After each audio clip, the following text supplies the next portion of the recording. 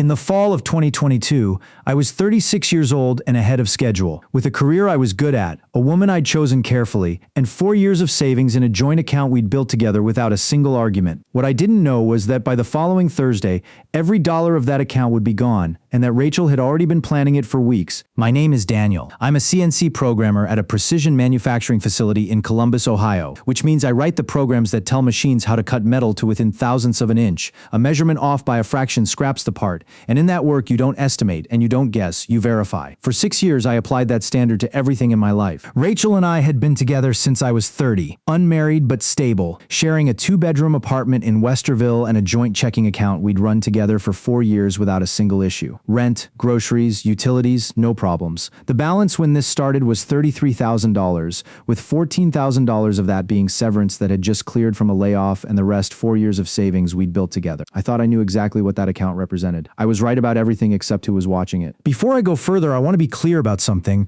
because this is the part most people assume they already understand. This is not a story about infidelity. That came first, but it wasn't the wound that cost me most. What Rachel was doing wasn't a reaction to being caught, she was sequencing, and understanding that distinction changed everything that followed. About 6 weeks before the layoff, something in the apartment shifted. A name started coming up one too many times in conversation, and her phone began tilting away when I walked into a room. The temperature between us dropped the way temperatures actually do, 1 degree at a time, slow enough that you don't notice until you realize the room's been cold for weeks and you can't pin down when it turned. I noticed and kept my mouth shut. What I didn't know then was that she'd met him at a work conference in Cincinnati back in March 2024, 6 weeks before I confronted her and 8 weeks before the layoff. He was a 34-year-old project manager, and as it would turn out, none of that timing was accidental. While I was quietly watching for signs of something I still hoped wasn't real, Rachel was watching something else entirely: the bank balance. One evening, I sat her down at the kitchen table and walked through what I knew.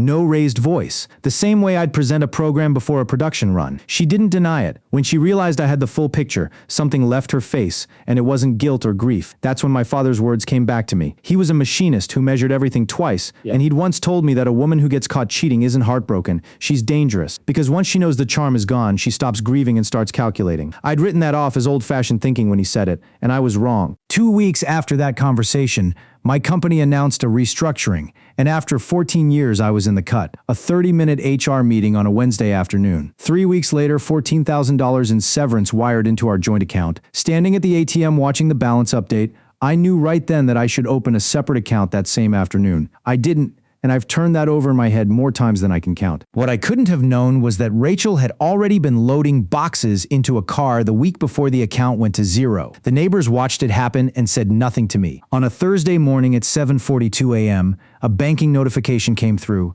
Not a call, not a word from Rachel, just the app. She'd moved through 3 transactions over 2 days, pulling the severance, clearing the savings, and bringing the balance to nothing, all $33,000 of it. I sat in my car in the parking lot of a Kroger on Cleveland Avenue for a long time and didn't move. What I hadn't fully understood about a joint account until that morning is that there are no gatekeepers, no alerts, no single signature required for a withdrawal. Any account holder can reach the full balance with nothing more than a card and a PIN, and the other person gets no notification, no approval request, no record of what was taken or when. This wasn't a spontaneous decision on a free afternoon. This was a timeline that had been running for months while I sat at the same kitchen table, eating dinner, saying nothing. That same day, I drove to a family law attorney in Dublin, Ohio, someone I found through the Ohio State Bar's referral line rather than anyone connected to our neighborhood. I sat across from her and walked through the entire sequence. The confrontation 6 weeks back, the behavioral shift that followed, the layoff, the severance deposit, the zero balance that morning. She listened without interrupting. Ohio is an equitable distribution state, she explained, but that standard applies to divorcing married couples,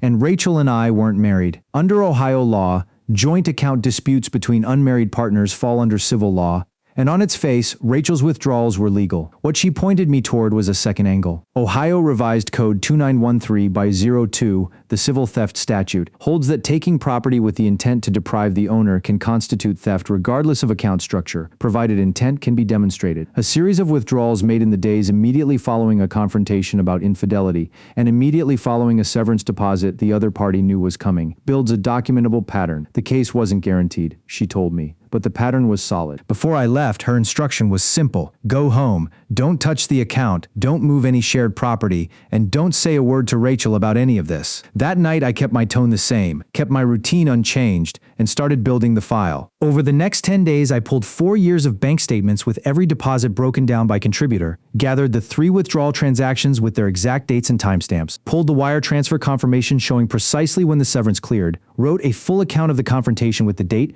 and her exact words, and collected the names of 2 neighbors who'd watched Rachel loading boxes into a car the week before the balance hit zero. On day 11, I handed all of it to my attorney, and she filed a civil claim in Franklin County the following week. The day the paperwork was served, Rachel called 8 times. The first lasted 4 seconds, and I think she was still reading the documents when she dialed. The second she asked to talk, the third and fourth she was crying, and the fifth ran almost a full minute of silence before the line dropped. The sixth she told me I had no right, that the account was hers too, that I was punishing her for something personal. The seventh she asked what I wanted and whether there was a number we could settle on. The eighth she said she'd made a mistake. I saved all 8 recordings. The civil case resolved in March 2025. Once the neighbor statements were included in the filing, her attorney advised settling rather than taking it to a courtroom, and the settlement came back at $24,000 of the original $33,000. When I asked about the $9,000 gap, my attorney's answer was direct. That's what the joint account cost you. A shared account with no legal protection is a loaded weapon on a shared table, and most people pay that in full without ever seeing a dollar of it again. I got most of mine back. Rachel moved out of the Westerville apartment in November 2024, and I kept the lease. His name came out during the settlement process. He was still with her when it closed, and 4 months after that, they split. Whatever they'd been building together didn't survive becoming a real problem instead of an idea. I still have a photo from that fall. The 2 of us at the kitchen table with the apartment we'd spent 4 years putting together visible in the background. I looked like a man ahead of schedule, and I was. The account had $33,000 in it. The lease was in my name. The savings were real. What no notification, no app, no bank balance was ever going to show me was that the woman sitting across that table had already begun counting down. My father measured everything twice, and he was right about all of it. The fractions, the tolerances, and the ones he warned me were dangerous. If you share a joint account with anyone, married or not, your name on that account isn't protection. It's access, and access runs both directions. Understand that before you deposit anything you can't afford to lose. Ohio gave me Section 2913, Bode 02, and your state has a version of it too. Talk to an attorney before you say another word at home. The quiet that settles in after a confrontation is inventory. Most people mistake it for peace and wait too long. Move before she does. Please like, comment, share, and subscribe.